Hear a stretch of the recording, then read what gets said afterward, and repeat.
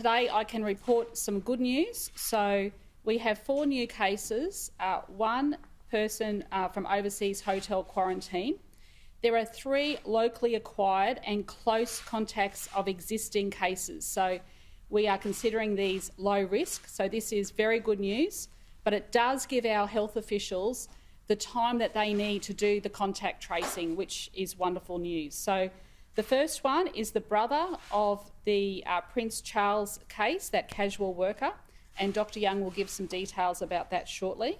1 is a close contact of the Portuguese restaurant cluster who was already in quarantine, and the third one is a close contact of the Virgin crew member and is also in quarantine. So that is also very good news. So we have 42 active cases, and can I say a big thank you to everyone. We've had 18,447 tests in the past 24 hours. So remember, please, if you have any symptoms, go and get tested. And I really want to thank the members of the Townsville community who came out yesterday and got tested as well, and that progressive testing of people on Magnetic Island is happening as we speak. So that's excellent news. I've spoken with the Mayor this morning as well, so it's wonderful to see people doing the right thing. So I thank everybody sincerely. We can get through this together if we all work together. Then also we've had 16,963 vaccines delivered yesterday, so I think this is another record. Yes, so that's fantastic as well. So people are going out and getting their vaccines. So our mission over the next 3 days is to do that contact tracing and make sure that we have everyone who is a close contact. So if you have been to any of those exposure sites, Dr Young will run through some of those as well. Please make sure that you have a look at those. They are getting updated regularly, so you might miss some of them. So please go and check on that Queensland Health website as quickly as possible. Now, I just want to talk about a couple of things as well in relation to our small businesses. Look, I know that it's really tough for businesses at the moment. This 3 days is coming through the school holidays. Can I please urge people to support their local takeaway businesses, and hopefully we can get through these 3 days, fingers crossed, and things will be able to return to normal. But of course we'll monitor that over the next 24 to 48 hours. But I really want to thank businesses right across the southeast and Townsville for doing the right thing. Can I also do a shout out as well for masks? If you are out, you must have your mask on. We have some reports on the Gold Coast that people aren't wearing their masks. It's mandatory. So please make sure that you are doing that, unless of course you are just exercising by yourself. But please, if you're going out to do anything, to go grocery shopping, get supplies, make sure you put your mask on. So I please ask everyone to do that.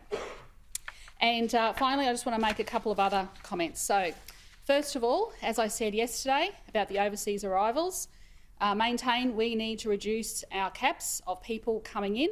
It's people coming in from overseas or leaving Australia and coming back for a whole range of purposes. I have never said that vulnerable Australians should not be allowed to return home. I absolutely believe that vulnerable Australians, it should be going through the federal government, and we have a purpose-dedicated facility called Howard Springs that can deal with our vulnerable Australians.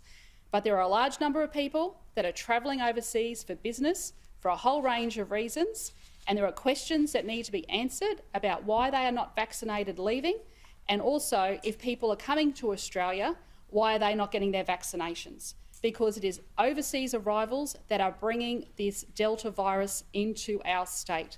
Now, secondly, I want to talk about vaccinations.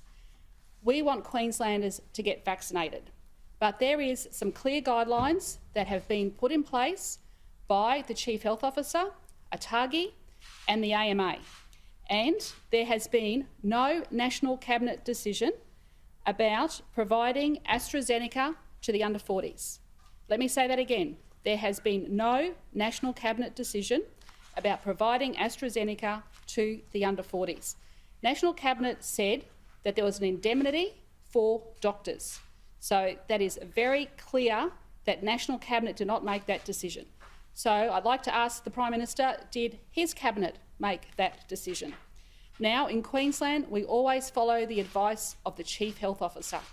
So I urge Queenslanders to listen to Dr Young and follow the advice of our Chief Health Officer. Also, we follow the medical advice, and the medical advice is very clear. Also, I draw people's attention to recent reports from the BBC over in the UK, where it says under 40s to be offered alternatives to AstraZeneca vaccine.